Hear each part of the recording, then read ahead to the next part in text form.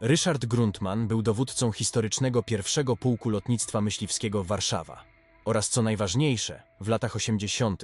pełnił funkcję szefa obrony powietrznej kraju. Lotnictwo było jego życiem.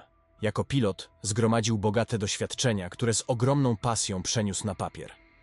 W 1977 roku, pod egidą Ministerstwa Obrony Narodowej, MON, Grundmann wydał książkę zatytułowaną Smugi na niebie, liczącą ponad 400 stron.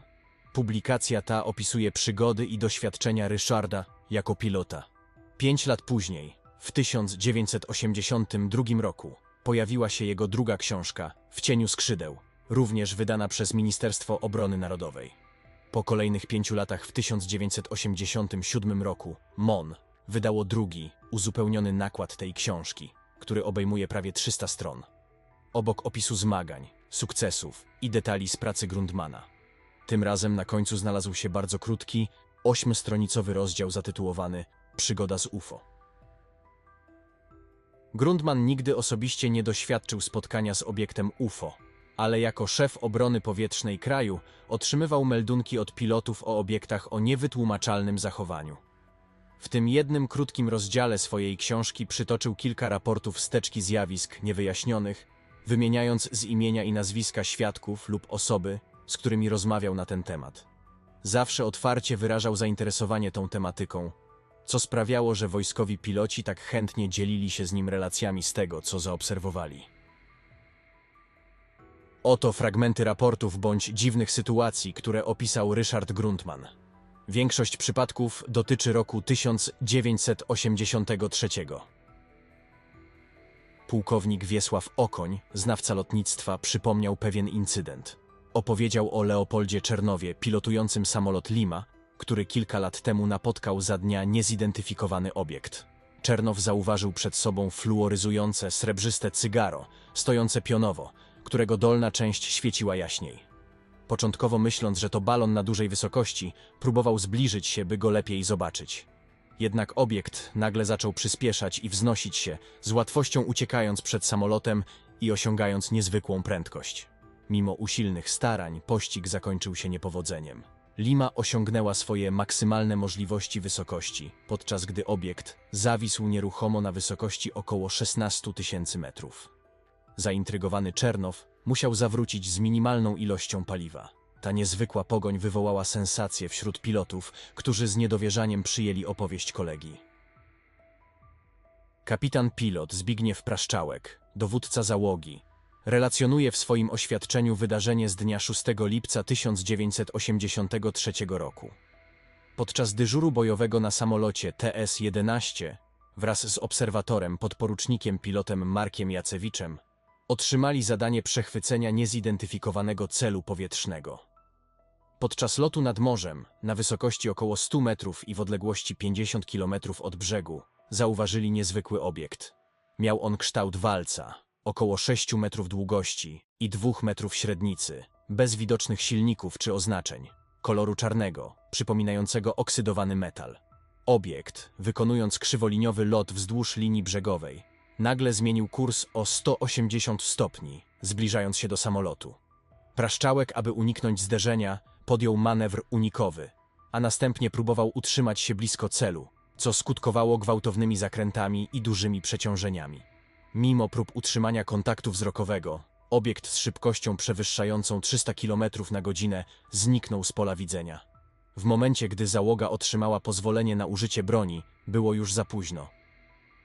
Już na wiosnę 1983 roku meldunki o obserwacji niezidentyfikowanych obiektów zaczęły docierać do oddziału ruchu lotniczego Wojsk Obrony Powietrznej kraju. Obserwowane były pojedynczo lub w grupach na wysokościach 10–15 tysięcy metrów, oceniane wzrokowo, gdyż radary nie rejestrowały ich obecności. Charakteryzowały się one jako plamki światła w kolorach czerwonym i białym, tworząc barwne smugi kondensacyjne. Przemieszczały się z niewielką prędkością, głównie wieczorami lub nocą.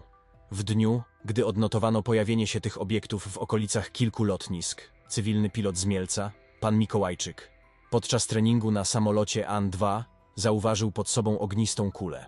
Zgłosił to kierownikowi lotów, opisując, że obiekt przeleciał 60 metrów poniżej jego maszyny, zostawiając za sobą jasną smugę płomienia. Obiekt przemknął w ciszy i szybko zniknął z pola widzenia, co wskazywało, że nie był to samolot. W tym czasie żaden inny samolot poza An-2 nie wykonywał ćwiczeń w tej strefie. Grundmann, kończąc krótki rozdział oraz całą książkę, podsumował. Po przeczytaniu relacji spojrzałem na Jurka.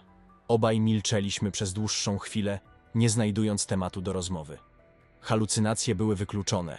W zawodzie pilota nie ma miejsca na rozkojarzoną wyobraźnię. Jurek starannie złożył oba oświadczenia i schował je do sejfu, myśląc, że kiedyś mogą one w połączeniu z dodatkowymi danymi dostarczyć więcej informacji o tajemnicy UFO. Postanowiliśmy poczekać i nie snuć pochopnych teorii. Od naszej rozmowy minęło już trochę czasu, a do nas nadal napływały nowe raporty o różnym stopniu precyzji, nie wspominając o teoriach amatorów, którzy często snują różne mity.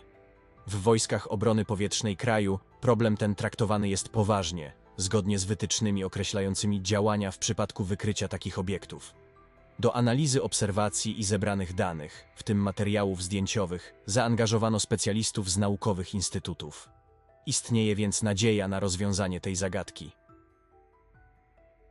Relacje Ryszarda Grundmana świadczą o tym, że w Polsce zdarzają się incydenty z udziałem niezidentyfikowanych obiektów latających i nasze Ministerstwo Obrony Narodowej ma o tym świadomość.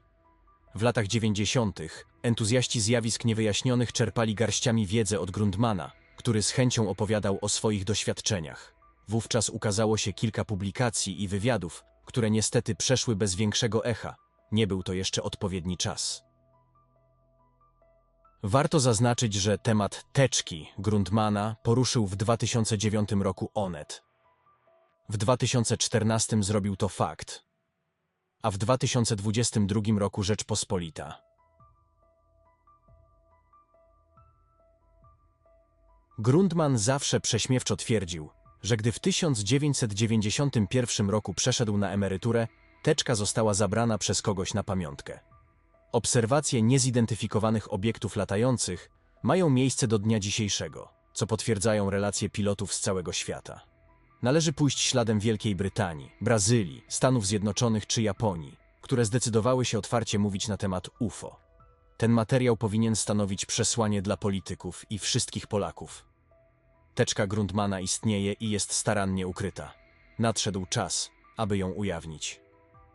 W naszym materiale planowaliśmy zaprezentować fragmenty wywiadu telewizyjnego z Ryszardem Grundmanem na temat UFO przeprowadzonego w 1998 roku. Niestety, autorzy nie udzielili zgody na jego wykorzystanie. Ten wywiad można uznać za przełomowy, gdyż był to pierwszy raz, kiedy polski wojskowy o tak wysokiej randze publicznie wypowiedział się na temat niezidentyfikowanych obiektów latających. Jednakże w opisie tego filmu umieściliśmy linki do wywiadów, w tym również do wspomnianego wywiadu z 1998 roku, który trwa 30 minut.